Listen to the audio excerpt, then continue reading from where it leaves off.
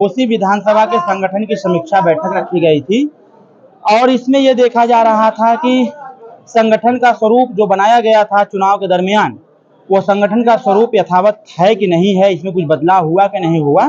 तो आज इसी की समीक्षा की गई है और समीक्षा के साथ साथ जो सुहेलदेव भारतीय समाज पार्टी ने मुहिम चला रखा है कि उन जातियों को, जो जातियां अपने अधिकार से वंचित हैं, सामाजिक, शैक्षणिक, राजनैतिक और आर्थिक दृष्टिकोण से जो जातियां वंचित रह गई हैं या जो पिछड़े और पिछाड़े गए लोग हैं, जो सरकार बनी, जिस लोगों को वोट दिया, सरकार बनाया, सरकारों ने उन समाज को, उन जातियों को छलने का काम किया। ऐसे समाज से कैसे हम लोग एकजुटता बनावे, उनके साथ कैसे वार्तालाप करें, वार्तालाप करके उनको सुहेलदेव भारतीय समाज पार्टी के विचारधारा के बारे में बता करके सुहेलदेव भारतीय समाज पार्टी के साथ जोड़ करके उनकी उन छोटी बड़ी समस्याओं को देखते हुए लड़ाई लड़ने का काम जो सुहेलदेव भारतीय समाज पार्टी ने ही आज अपने कार्यकर्ताओं को बताया।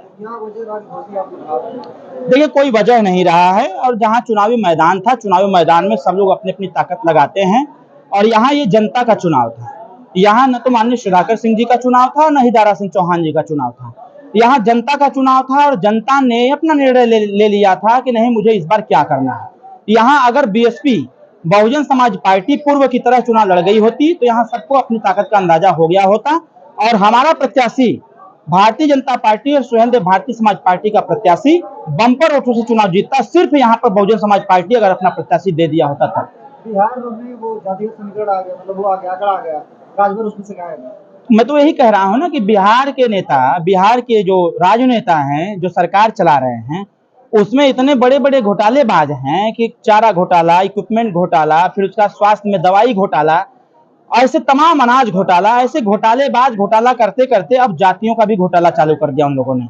इस पे हम लोगों को आपत्ति है और बार बार हम लोगों ने इस चीज को सरकार को भी बताने का कार्य किया है। अभी कल मैं बिहार में ही था, कल भी मैंने इस चीज की चुनौती दिया है कि आप अपना एक कमेटी तैयार कर दो और हम अपने पार्टी के कार्यकर्ता नेता लगा देते हैं, आप घूम घूम के सर्वे कर लीजिए, सर्वे में आपको पता चल जाएगा कि किसकी कितनी संख्या है, किसकी कितनी जनसंख्या है। क्या लगता है आप लोग बिहार चुनाव होने जा रहे हैं, ऐसे में वहां से आंकड़े नहीं बता? देखिए, सरकार के आंकड़े पेश कर देने से किसी की संख्या घट नहीं जाती है, जिसकी संख्या जितनी है वो यथावत बनी रहेगी।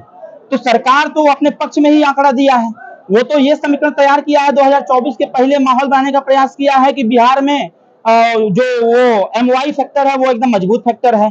तो उनको ये भी पता होना चाहिए कि एमवाई फैक्टर के बाद 27% जो आरक्षण की बात वो कर रहे हैं, 27% ओबीसी, उसके बावजूद इस चीज का ध्यान रखना चाहिए कि 36% वहां पर पिछड़े समाज के लोग हैं।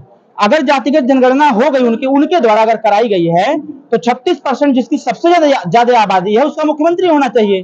तो माननीय नीतीश जी और तेजस्वी यादव जी, लालू यादव जी इस चीज का आकलन कर लें, आपसे सामंजस्य बना करके किसी राजभर समाज को या रजवाड़ को या राजवंशी को या किसी पिछड़े समाज के व्यक्ति को वहां मुख्यमंत्री का कुर्सी पर बैठाने का काम कर दे, अपने आप सब कुछ स्पष्ट और साफ हो जाएगा। आपने कहा कि अखिलेश यादव को चुनाव में डूब बनना चाहिए, क्यों ऐसा? देखिए, अखिलेश यादव को मैंने इसलिए कहा, इस बात को मैंने इसलिए कहा कि अखिलेश यादव जी विदेश से पढ़ करके आए और जब वो विदेश से पढ़ करके आए तो यहाँ पर आकर के जिस शैक्षणिक व्यवस्था में परिवर्तन लाना चाहिए था, तात्कालिक समस्याओं के अनुसार उनको परिवर्तन करना चाहिए था, उस पर न करके बल्कि उन्होंने यहाँ के बच्चों की मानसिकता को दबाने का प्रयास किया।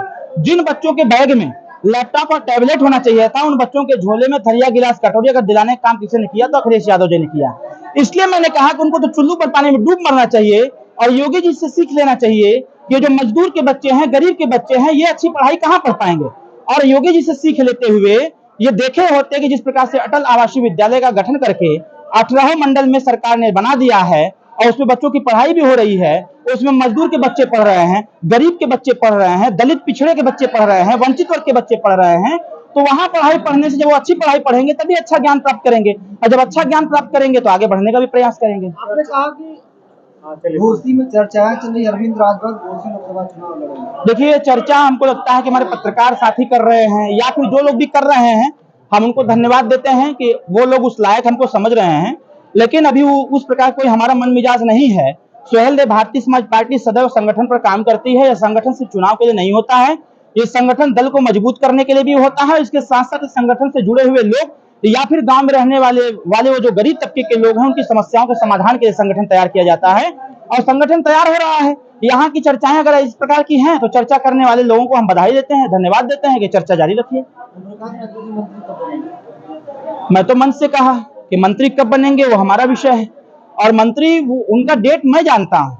वो जब गठबंधन हमारा हुआ एनडीए की बैठक में, हम और नेताजी गए थे, एनडीए की बैठक के बाद ही तय हो गया था कि वो डेट कौन सा है जिस डेट में शपथ लेना है नेताजी को, वो मैं जानता हूँ, हम जानते हैं, नेताजी जानते हैं। लेकिन बस इतना ही कह सकते हैं कि नेताजी मंत्री जल्द ही बनेंगे। नेताजी कह रहे थे घोषी चुनाव जीतेंगे तुरंत हम धाराविया मंत्री बनेंगे। देखिए, घोषी चुनाव जीते चाहे हारे वाला का विषय था, लेकिन ये तो तय है, 100% तय है कि मंत्री तो दोनों बनेंगे, मंत्री तो दोनों बनेंगे। और मंत्री सिर्फ इसलिए नहीं बनेंगे चुनाव हार गए, मंत्री इसलिए बने हैं कि जो चुनाव में घूम घूम करके जो 81,000 लोगों ने वोटवा दिया है, जिस गौवा को हम लोग जीते हैं, जो घूम करके हम लोगों ने समस्या नोट किया है, उसका समाधान कौन करेगा भाई? जो रास्ते खराब हैं, जो नाली खराब है, अदरी में बताइए, अदरी में आज तक प्राथमिक विद्यालय नहीं है, उस अदरी का प्राथमिक विद्यालय कौन बनवाएगा? अब इस पे जब हमने वहां कमिटमेंट किया है, हमने कहा है कि नहीं हम प्रयास करेंगे कि सरकार से वहां पर सरकारी विद्यालय बनवाने का काम करवाया जाए, कौन करवाएगा? तो जब हमारा मंत्री रहेगा तभी नहीं करवा पाएगा।